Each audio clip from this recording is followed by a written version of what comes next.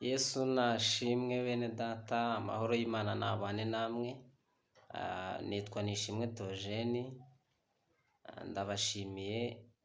Ndi umukristo, ndi umugenzi ugana mu gihugu cyo mu ijuru, ndi umwana w'Imana, kandi namwe nizere ko ariko muri Imana yacu hano umugisha. Tugiye gusenga hanyuma tuganire ijambo ry'Imana. Turagushimiye nyakubahwa Imana, tugushimiye ko uri umukozi w'umuhanga, tugushimiye ko watumenye kera twebwe tutarabaho. Mwami, izina ryawe nirihabwe icyubahiro. Tugushimiye ko ukomeza kuturinda uko bwije n'uko bukeye. Intambara ziba ari nyinshi, ibitero bya Satani biba ari byinshi, ariko Uwiteka uraturinda. Mwami, ukatugirira neza, ibyo turabigushimiye. Uturinda tutari beza, uturinda tutarusha abandi gukiranuka, ariko Uwiteka Nyiringabo kubw'amaraso ya Yesu Kristo, ayo ngayo niyo atuma Uwiteka Nyiringabo turiho duhumeka kandi turi mu mwanya mwiza. Imana yo mu gihugu cyo mu ijuru nihabwe icyubahiro. Turagushimiye rero, abana natwe muri uyu mwanya w'ijambo ryawe. Tugiye kuganira n'abantu bawe ijambo ryawe, ubane natwe udushyigikire, kandi buri muntu uwo ari we wese uri bwumvire ijambo rimufashe rimukomeze. Tubisabye twizeye izina ryawe Yesu Kristo, amen. Tugiye kuganira ijambo ry'Imana, ariko tutarasoma, nagira ngo mbanze mbashimire mwebwe mwakoze subscribe. Imana yo mu ijuru ibaha umugisha, kandi ndashishikariza n'umuntu utarayikora nawe yayikora, tugakomeza kwamamaza inkuru nziza y'agakiza, ubutumwa bwiza bwa Kristo. Imana yacu itugirire neza. Tugiye kuganira ijambo ry'Imana dusanga mu byahishuriwe Yohana ibice 13. Turi busome tugarukire ku murongo wa 8 duhereye ku gice cya mbere, ku murongo wa mbere. Reka dusome mu izina rya Yesu.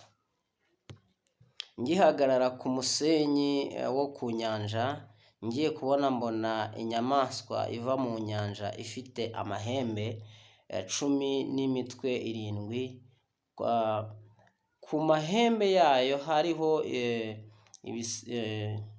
ibisingo 10, no ku mitwe yayo hariho amazina yo gutuka Imana. Iyo nyamaswa nabonye yasaga n'ingwe, amajanja yayo yasaga n'aya aruko, akanwa kayo kasaga n'ak'intare. Cya kiyoka kiha imbaraga zacyo n'intebe yacyo y'ubwami n'ubutware bukomeye. Nuko mbona umwe mu mitwe yayo usa n'ukomeretse uruguma rwica, ariko urwo ruguma rwawishe rurakira. Abari mu isi yose bakurikira iyo nyamaswa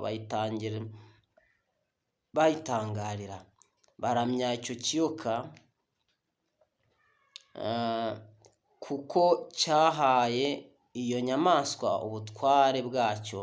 Baramya n'iyo nyamaswa bati, ninde uhwanye n'iyi nyamaswa, kandi ninde ubasha kuyirwanya? Ihabwa akanwa kavuga ibikomeye n'ibyo gutuka Imana. Ihabwa no kurama ngo imare amezi 42. Ibumburira akanwa kayo gutuka Imana no gutuka izina ryayo n'ihema ryayo n'ababa mu ijuru. Ihabwa kurwanya imiryango yose n'amoko yose n'indimi zose n'amahanga yose. Abari mu isi bose bazayiramya, umuntu wese izina rye ritanditswe mu gitabo cy'ubugingo cy'umwana w'intama watambwe uhereye ku kuremwa kw'isi. Imana yacu itugirire neza. Ku murongo w'9 aravuga ngo ufite ugutwi niyumve. Dushimiye Imana ko Imana iduhaye umwanya wo kugira ngo tuganire ijambo ry'Imana. Aya magambo yo mu byahishuwe ni amagambo akomeye, ni amagambo ajimije, ni amagambo atabasha gusobanukirwa n'abantu bose, ni amagambo ateye ubwoba. Nibyo Yohana yeretswe ari mu kirwa cy'i Patimo.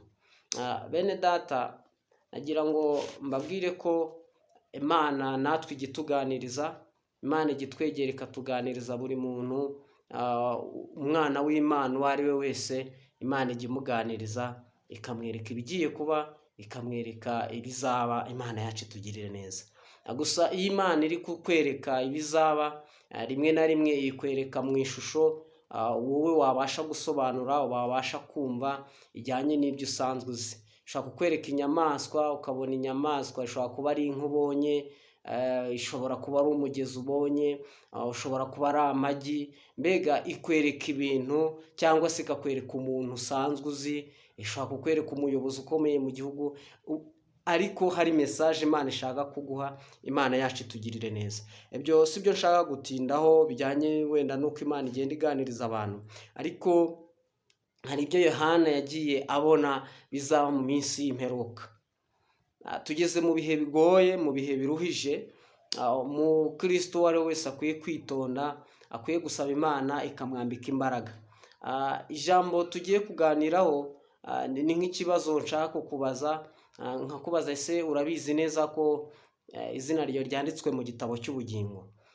Ukwiye kubimenya, ukwiye gukora ibishoboka byose ukamenya ko izina ryawe ryanditswe mu gitabo cy'ubugingo, kuko umuntu izina rye ritanditswe mu gitabo cy'ubugingo, ibi bihe tugiye kujyamo ntabwo byoroshye, ntabwo azabicika. Umuntu wenyine uzabirokoka, umukristo uzabirokoka, ni uwo izina rye ryanditswe mu gitabo cy'ubugingo. Imana yacu itugirire neza.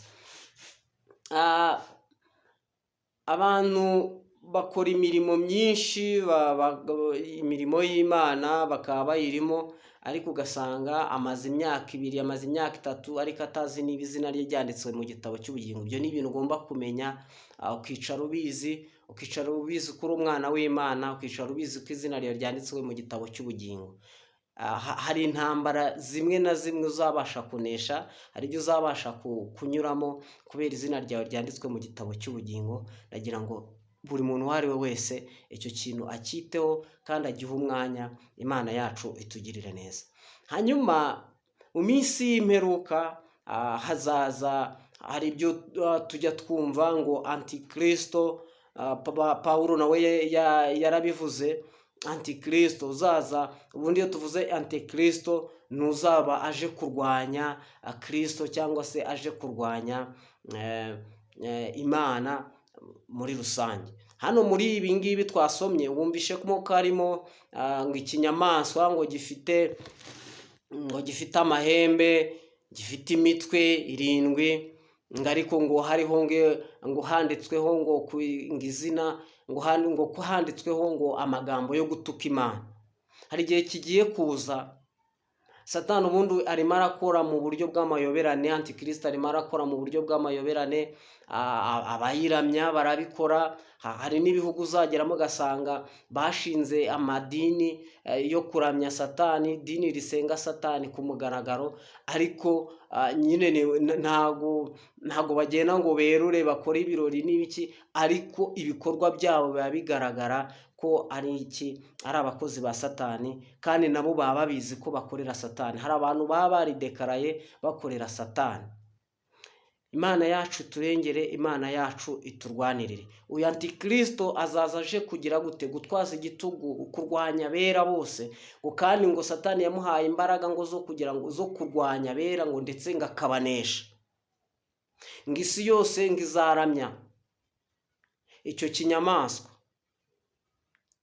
ngo usibye umuntu izina rye ryanditswe mu gitabo cy'ubugingo, niwe wenyine utazaramya iyo nyamaswa. Naho abandi bose, abari mu isi bose mbega kubera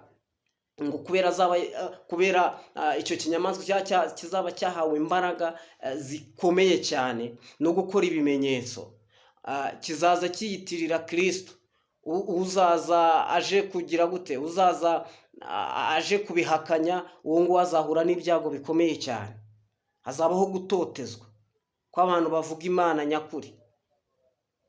Imana yacu iturengere, Imana yacu iturwanirire, Imana yacu iturengere. Ndakwinginze rero mukristo mwene data, gira umwete wo kubaha Imana, gira umwete, haranira yuko izina ryawe ryandikwa mu gitabo cy'ubugingo kugira ngo bashe kurokoka ibi bihe tugezemo. Ibi bihe ntabwo ari ibisanzwe.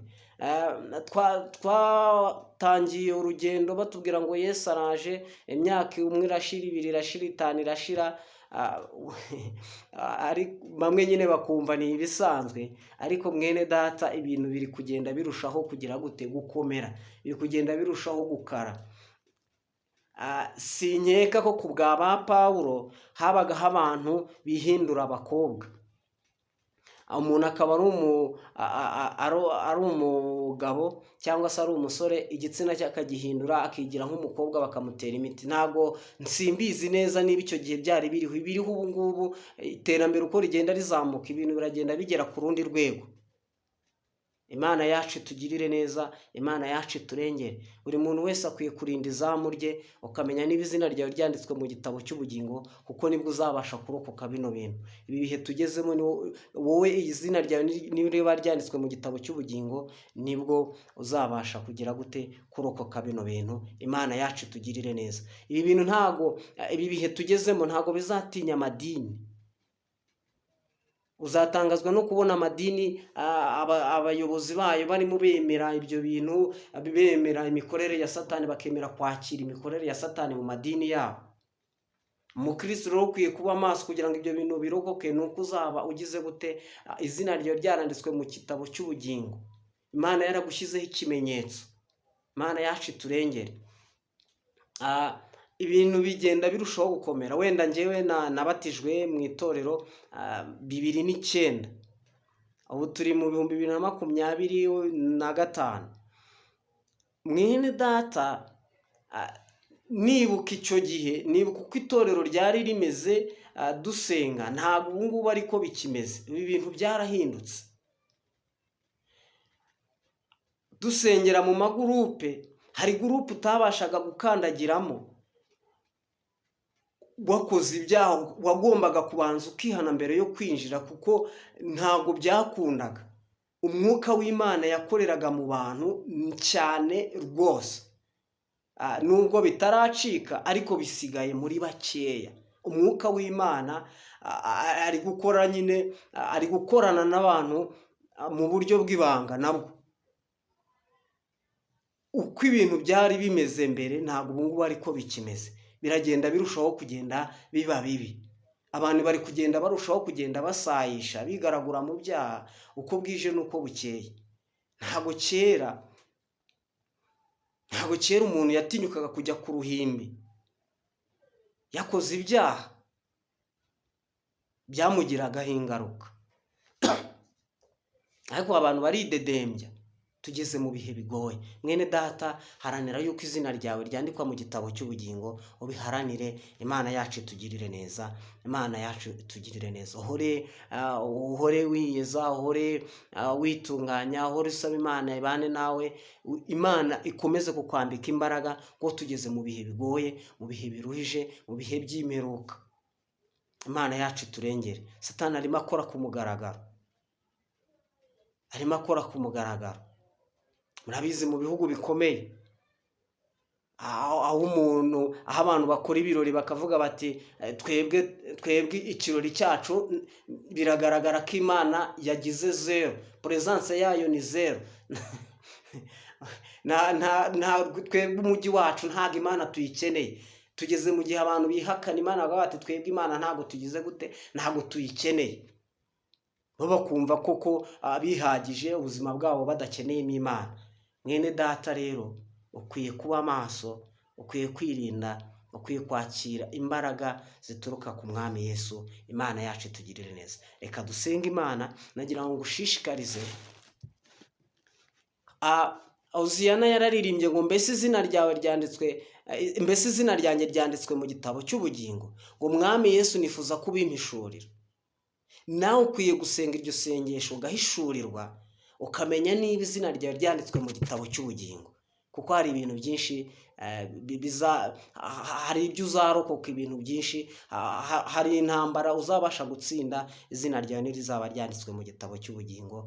Imana yacu itugirire neza. Reka dusenge Imana, ibyo bintu bitekerezeho, Imana yacu itugirire neza, kandi ubigire ibyawe, usenge, ubashe gusaba Imana iguhishurire niba izina ryawe ryanditswe mu gitabo cy'ubugingo. Reka dusenga Imana. Turagushimiye nyakubahwa Imana, tugushimiye ko ukiranuka, tugushimiye ko udukunda, izina ryawe nirihabwe icyubahiro. Tugushimiye ko watumenye kera. Tumaze kubona ko mu minsi igiye kuza abantu bazabirokoka, ibihe bikomeye abantu bazabirokoka ari abantu izina ryabo ryanditswe mu gitabo cy'ubugingo. Nyemera buri muntu uwo ari we wese ubashe kumuhishurira, abashe kumenya uruhande ahagazemo, abashe kumenya niba izina ryanditswe mu gitabo cy'ubugingo. Urakoze, ndagushimiye ko ubyumvishe. Fasha buri muntu uwo ari we wese ugukeneye akubone, kandi utera intambwe aza gusanga Uwiteka nawe utere 99 umusanganira. Bisabye n'ize zina rya Yesu Kristo, amen.